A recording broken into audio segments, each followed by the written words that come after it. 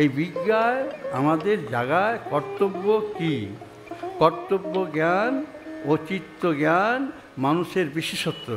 সর্বভূতে সমদর্শন বিজ্ঞার মূল সূত্র। সমদর্শন দুই ভাগে বিভক্ত, যম এবং নিয়ম। প্রথমটি নীতিমূলক নেগেটিভ, দ্বিতীয়টি ইতিমূলক পজিটিভ। তোমার চাওয়া যেটি নয়, তুমি যেটি চাইবে না, যা না চাও অন্যের প্রতি তেমন ব্যবহার করবে না, এটি হলো যম। যথা চুরি করো না, মিথ্যা কথা বলো না, ব্যভিচার করো না ইত্যাদি। আর তুমি যেমন চাও অন্যের প্রতি তেমনই ব্যবহার করো, এর নাম হলো নিয়ম। অর্থাৎ দান করো, ক্ষমা করো, সত্য কথা বলো। বিজ্ঞানময় কোষের যে বৃত্তি যম অর্থাৎ নীতিমূলক, তার নাম হলো বিজ্ঞা। যেটি ইতিমূলক, যে বৃত্তি নিয়ম বলে দেয়, তা হলো প্রজ্ঞা। প্রজ্ঞা sense of value. Sense of value বিজ্ঞানময় কোষই বিজ্ঞা এবং প্রজ্ঞার ক্ষেত্র। প্রজ্ঞায় আমাদের আদর্শের মূল বুঝিয়ে দেয়।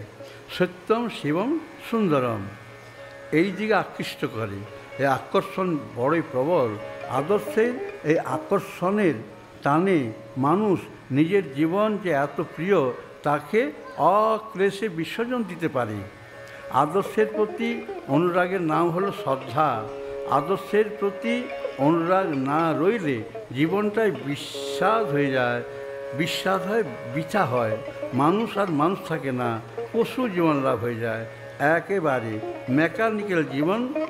তাই বলি শ্রোতা, শ্রদ্ধাই হলো ধর্মের প্রাণ। ব্যবহারিক জগতে বস্তুর ব্যবহার বস্তুর নাম দিয়ে হয়ে থাকে। শ্রী ভগবানের নাম ও নাম মহিমায় ঠিক একইভাবে প্রকাশ পায়। নামের মহিমাটি কেমন? সেই নাম অনুযায়ী স্বয়ং নামই সেই রূপটা ধারণ করেন। আপনি কালী কালী বলবেন কালীরূপ, শিব শিব বলবেন শিবরূপ, কৃষ্ণ কৃষ্ণ বলবেন কৃষ্ণরূপ। নামকেই অবলম্বন করে লীলা করেন। অষ্টাদশ অক্ষর নামটা হ্যাঁ শ্রোতা, এই নামটা সৃষ্ট জগতে প্রথম দীক্ষা পেয়েছিলেন কে? ব্রহ্মা। গৌরসুন্দর যখন বললেন, ব্রহ্মা বলো তো, ব্রহ্মা বলো। বললাম আমি জানি না প্রভু, আমাকে মন্ত্র দেওয়া হলো, ওম ক্লিং কৃষ্ণায় গোবিন্দায় গোপীজন বল্লভায় নমঃ। আমি ভেবেছিলাম এই তো সৃষ্টির প্রথমে আমি মন্ত্র পেলাম, তো গোপীজন কেন? তাহলে আরও কি আগে সৃষ্টি ছিল? আগে কি লীলা হয়েছে আমার আগে? এই কথা কালকে আপনারা শুনবেন, কেমন? এই কথারই কাল ভালো কথা আছে, কালকে গৌরের কথা আছে, ভালো কথা আছে, নাম মহিমার কথা। হ্যাঁ, তো শ্রোতা শ্রোতা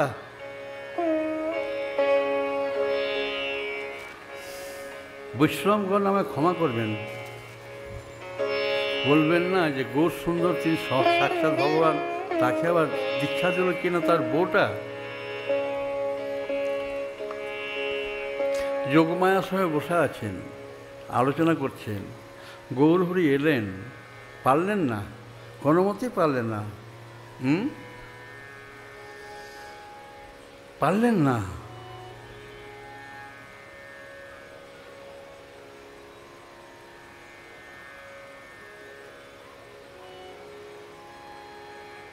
ফিরে এলেন বউয়ের কাছে। বউ ভাবস্থ, যোগমায় ভাবস্থ, দুঃখে দুঃখে কাঁদছে, তারা অঝরে কাঁদছে। এক দুঃখীকে কিছু বলা মুশকিল, না বললো নয়। গৌরহরি এসে দাঁড়িয়েছেন বিষ্ণুপ্রিয়ার সামনে, যার চোখে চোখ পড়েছে। বৈষ্ণবগণ রাগ করবেন না, আপনারা জানেন না, জানেন না বলেই আপনারা বলেন, সাধুবাবু বকবক করে।